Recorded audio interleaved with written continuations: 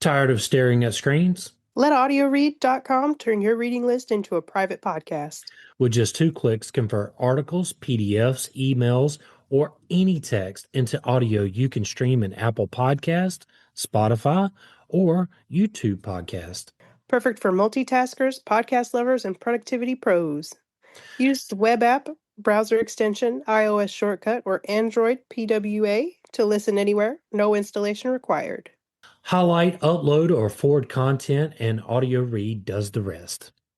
Audioread.com or find the link in the show notes.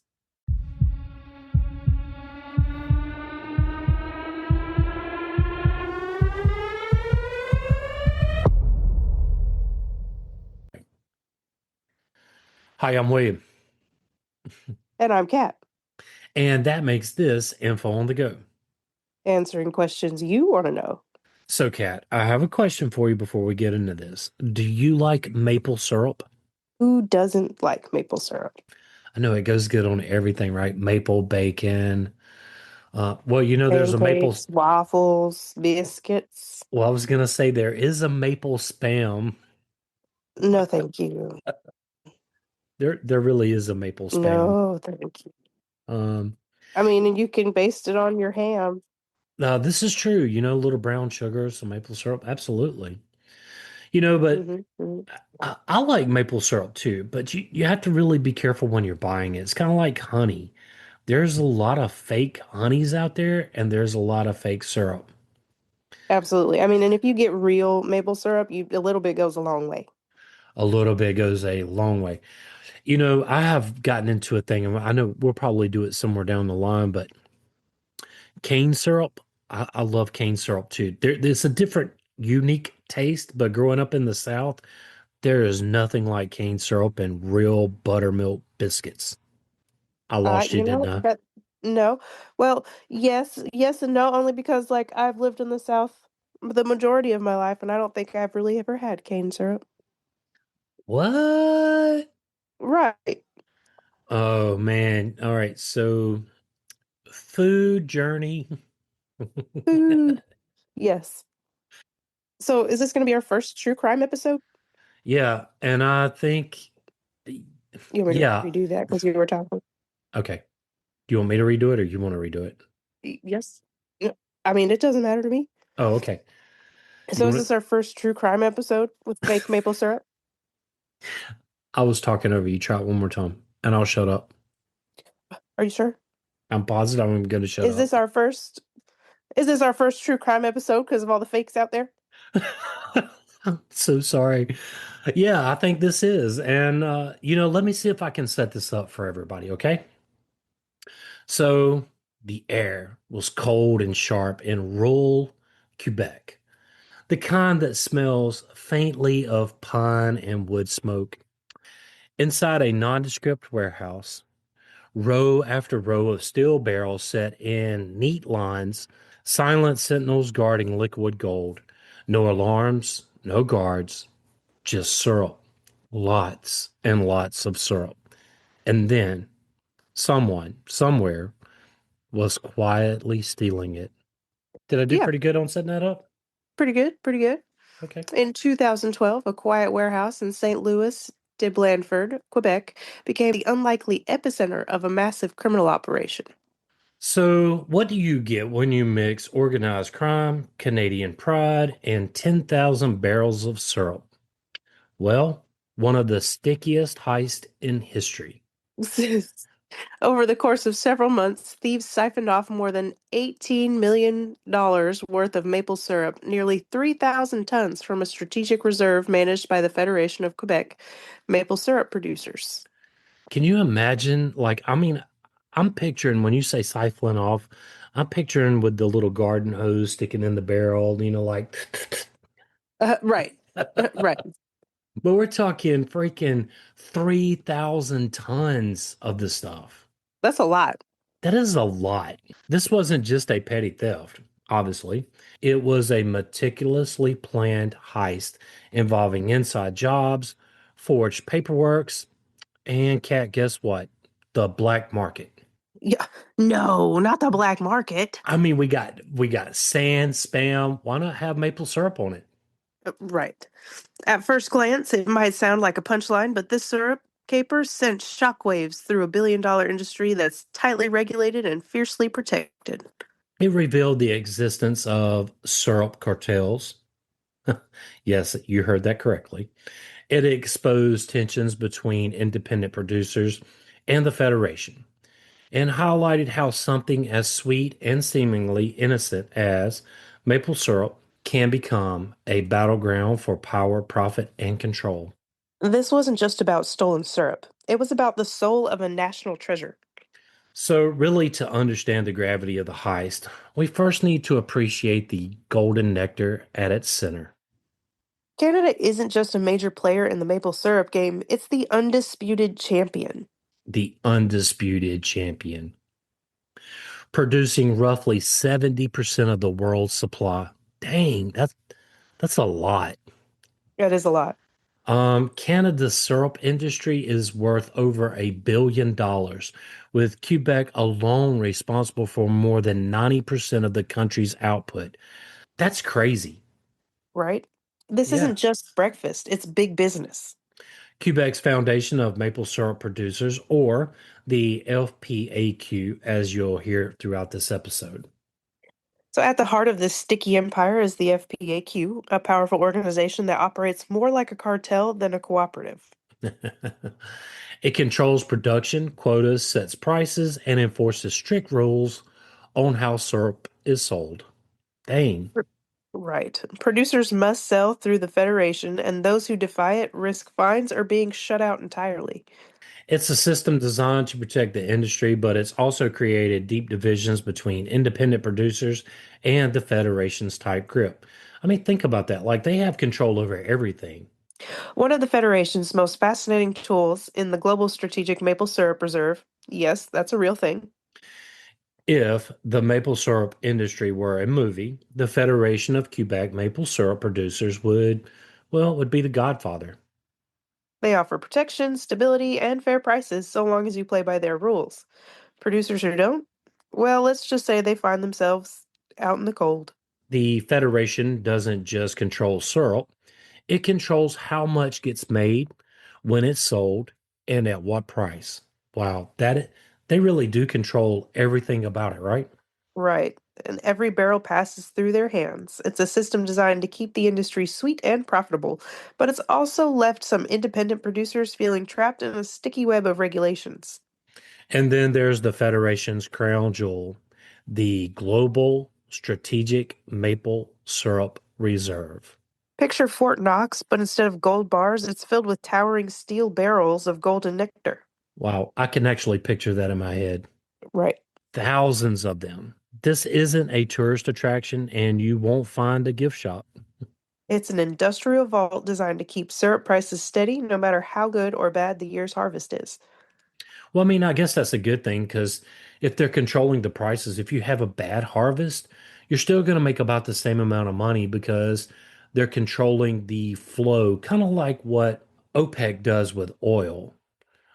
So I kind of get this. I kind of get Right. what the Federation does. I mean, yeah, I mean, I can see independent growers really struggling to bring their product to market. I can see that too. What is that, a catch 22? Right. Double-edged sword. Yeah, double-edged sword. Why all this fuss over syrup, you might ask? Well, for one, it's worth more than you think. Yeah, it takes about 40 gallons of sap to make just 1 gallon of syrup. I did not know that. I think that's a factoid. Factoid. There you I go. mean, yeah, that's why it's so expensive too. That's Mhm. weeks of tapping, boiling, and filtering for a single jug. And with maple syrup selling for more than some fine wines, those barrels in the reserve are worth their weight in, well, you guessed it, liquid gold. For most Canadians, syrup isn't just breakfast, it's a national treasure. For the Federation, it's a fortress to be guarded at all cost. But for a daring group of thieves, it looked like the perfect score. Stored in nondescript warehouses across Quebec, this reserve holds tens of thousands of barrels of syrup, acting like a sweet version of an oil reserve. I love that. You may ask its purpose. Well, we had the same question. So the main function is to stabilize prices and ensure consistent supply, especially in years when the harvest is low. Really, it's a clever system, but it also became the perfect target for thieves. Maple syrup isn't just a commodity, it's a symbol of Canadian identity. Right. It's woven into the country's history, cuisine, and even its flag. Hello, maple leaf. You just had to throw that out there, didn't you? Hmm. And I never really thought about that maple leaf, have you? No, Yeah. not really. So, for many Canadians, syrup invokes images of family breakfast, sugar snacks, and, well, national pride. So when someone dared to steal from the reserve, it wasn't just a crime. It felt like an attack on something sacred. So, between 2011 and 2012, a slow, sticky crime was quietly unfolding in a rented warehouse in St. Louis de Blanford, Quebec. This facility was part of the Federation's Strategic Syrup Reserve, meant to safeguard the industry. But instead of protecting the syrup, it became the scene of one of the most audacious thefts in Canadian history. And over the course of several months, thieves siphoned syrup from barrels, replacing the precious liquid with water to avoid detection. Water? How rude. Yeah, I know. Crime so Canadian, even the barrels were polite enough to not leak. You like my pun? Yes, it was a crime of patience, precision, and insider access. So this wasn't a smash and grab. It was an inside job orchestrated by a group that included warehouse employees, local syrup producers, and black market dealers. I think before we go any further, I think we should really stop and take a break right here. And we're back. They used trucks to transport the stolen syrup to unauthorized buyers, some of whom operated outside the Federation's control. The syrup was repackaged and sold across Canada and even internationally, completely bypassing the official system. It was a shadow economy built on sweet deception.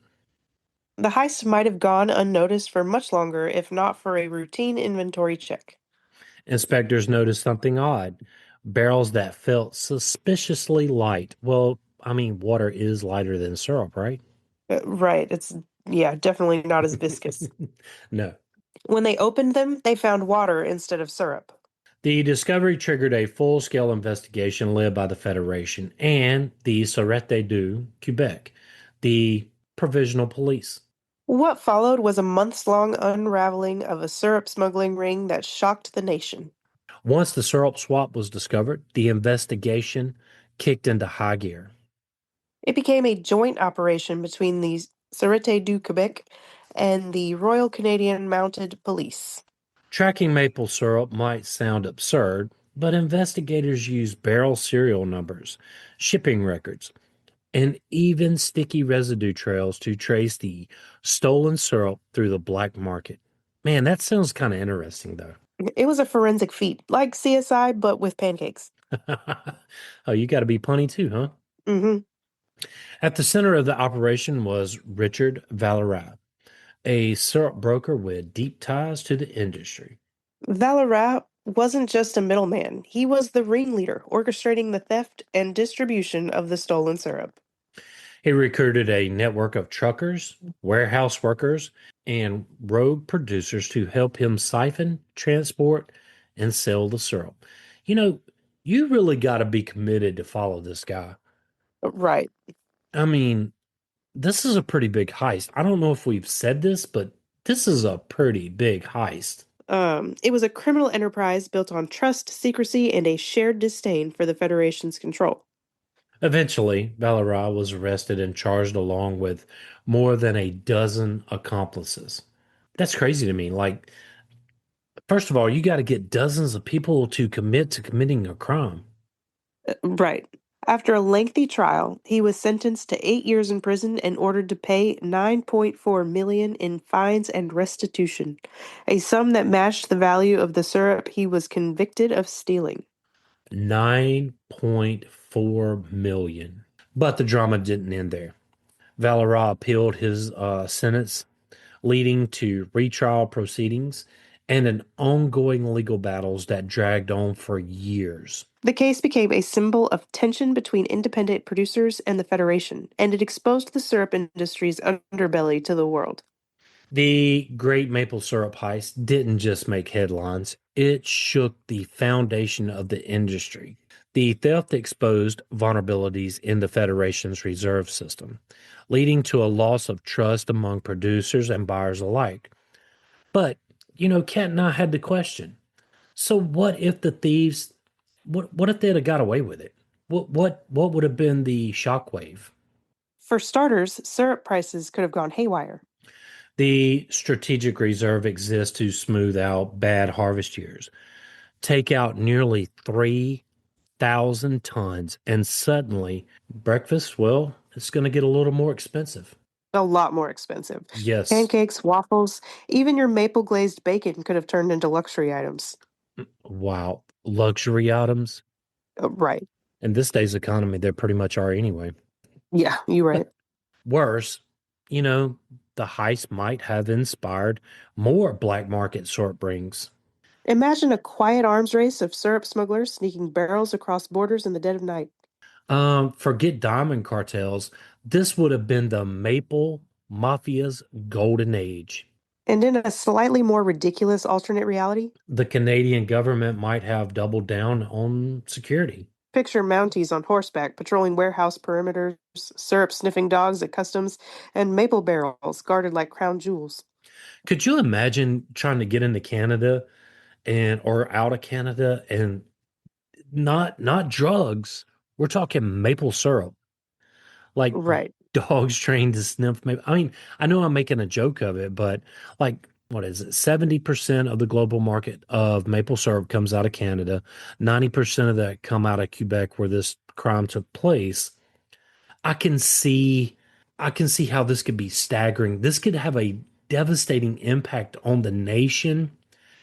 Yeah, I mean, we can't even really put it into perspective. I mean, I know we're making jokes throughout this, but it's really no joking matter because this could have really made prices skyrocketed.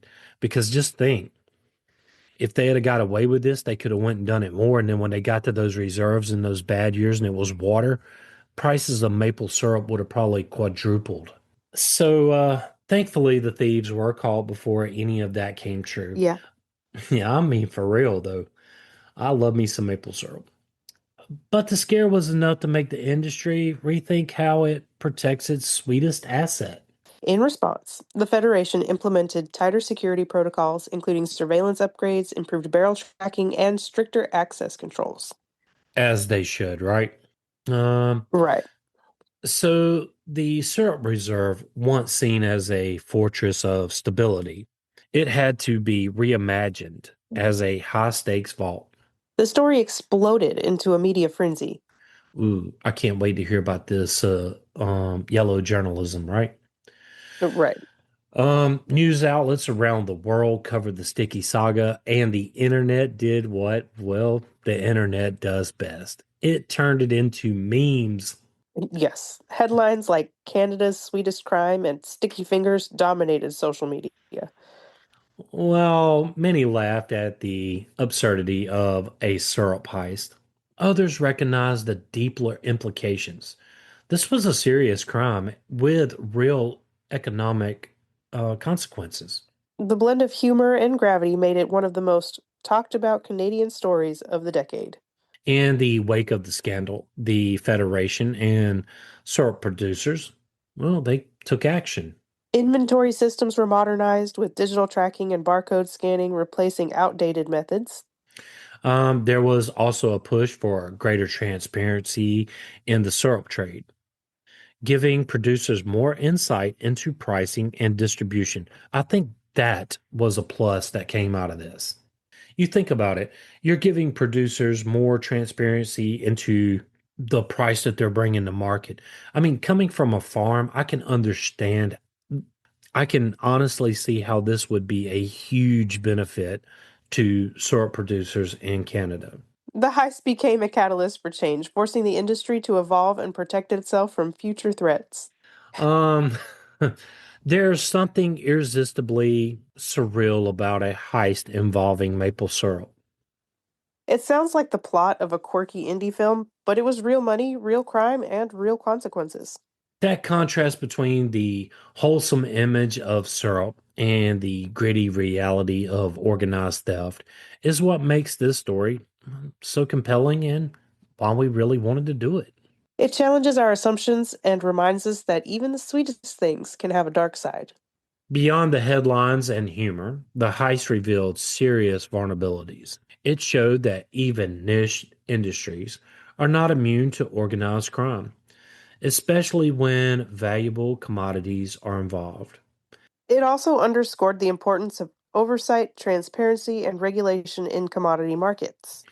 Whether it's oil, gold, or, well, maple syrup, where there's a value, there's a risk. The great maple syrup heist has earned its place in pop culture. It's been featured in documentaries, explored in podcasts like here on Info on the Go, and spoofed in comedy sketches. It's become a symbol of Canadian eccentricity and a case study in criminal ingenuity.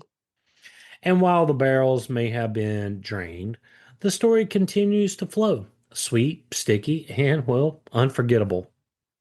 The great maple syrup heist reminds us that crime doesn't always come in flashy packages. Sometimes it's hidden in barrels of breakfast gold. Ooh, and it is so good on pancakes. I don't know.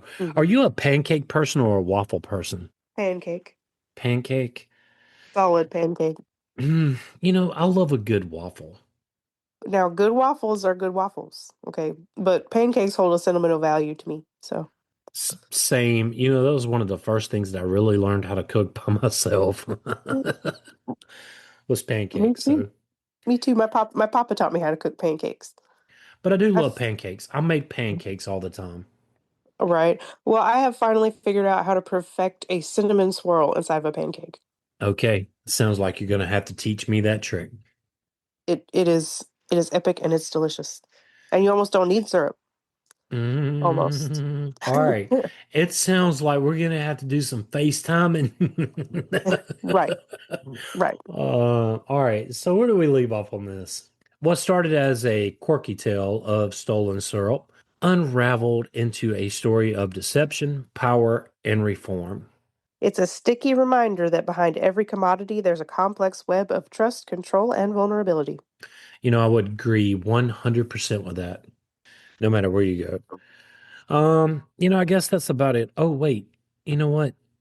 You know what we like to do here on the show before we end something, right? We like Fun to, facts. yeah, there you go. So we came up with some fun and maybe little known facts about, well, maple syrup. So, maple trees must be mature. A maple tree needs to be at least 40 years old before it can be tapped. So, every drop of syrup comes from decades of growth. 40 years old. Yeah. You think about that. The syrup that you're getting is the syrup that I'm getting is dang near older than me. Like, I'll just plant a maple tree, but, guess not. Well, I mean, your kids could enjoy it. Syrup is more valuable than oil. Wow. And that is true. A barrel of maple syrup is worth 20 times more than a barrel of crude oil. I did not know that. That's crazy. That is a factoid. Factoid. No wonder it's been the target of $1 million heist, like this episode. Right. It has over 90 flavor notes. Agriculture Canada identified 91 unique flavors in maple syrup, ranging from buttery and floral to spicy and milky. Oh I man, didn't know that either. I didn't either. And I would have, if you had told me that maple syrup had 90 flavor notes, I would have been like, no way. Right. I mean, I knew it was graded on color, and that's about it. You can drink maple sap. Before it's boiled down, maple sap is a clear, slightly sweet water that some people enjoy as a refreshing drink. I did not know that. I mean, it makes sense though. Yeah, and you know what I want to do now? I really want to try some maple sap. Me too. I mean, where do you get it at? I mean, cacao and cocoa, like the cacao beans are really good. I never brought you any, Right. did I? No. All right, my bad. All right, so I tell you what, if I can figure out where to get maple sap drink from, I'll bring you some of that and we can drink that while we chew on our cacao beans. That sounds delicious. Okay. All right. Anyway, let's march on. So it was used as medicine. Indigenous peoples used maple syrup and sap as a natural antiseptic to treat wounds thanks to its antimicrobial properties. Kind of like what's that other substance? Are you talking about honey? Absolutely, I am. All right. So it doesn't freeze easily. So due to its high sugar content, maple syrup has a low freezing point. It's lower than water, making it hard to freeze solid. I didn't know that either. That's a factoid too. I mean, that makes sense though, especially since Canada is a pretty cold country. So it can go moldy. Unlike honey, maple syrup can spoil once opened. It needs to be refrigerated to avoid mold growth.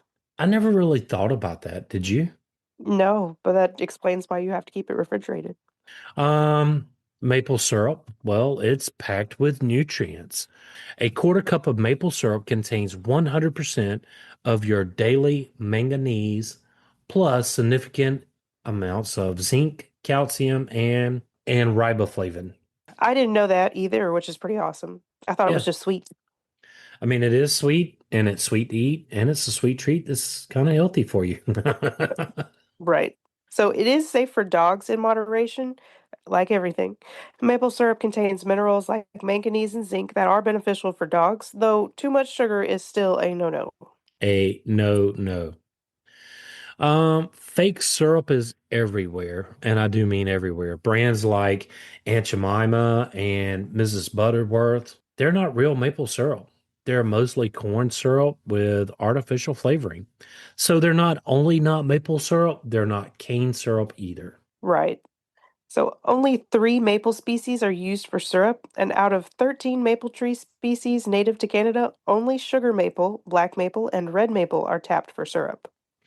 Dang, I think that's a factoid too. A factoid. So you have 13 different species, but only three are used to make maple syrup. So it has ancient roots. The first written account of maple syrup production dates back to 1606, describing indigenous peoples collecting and distilling maple water. Wow. I really want to And try maple water. same. It sounds delicious. It really does. And my only comparison in sap was like pine tree sap, which does not taste good. Pine tree sap does not taste good, but you know what it is used for though? Like if you're camping or something other and you can find that resin, whether it's raining, wet, or whatever, it will burn. Right, that is pretty handy. Yeah. Okay. Maple trees can produce sap for 100 years. A healthy maple tree can be tapped for a century, making it a long-term syrup source. Of course, after 40 years.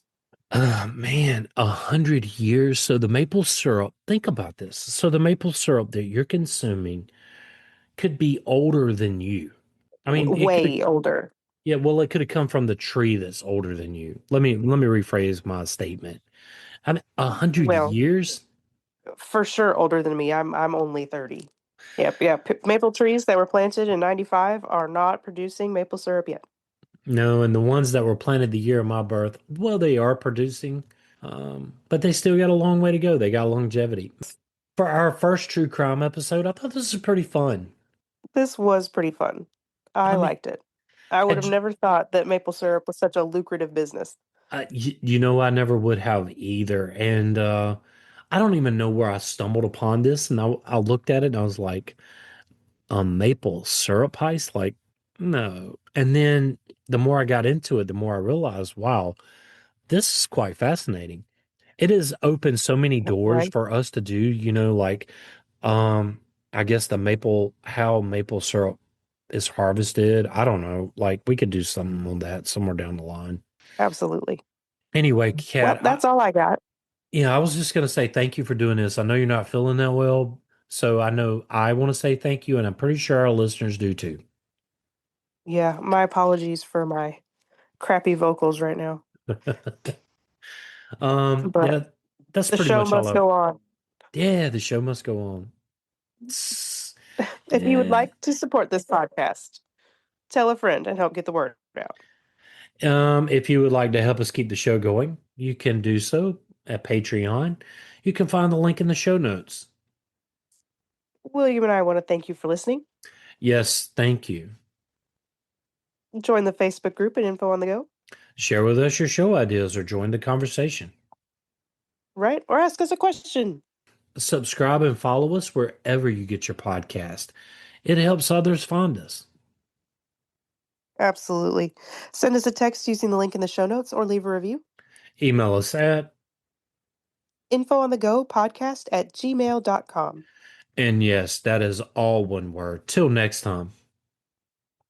Stay curious.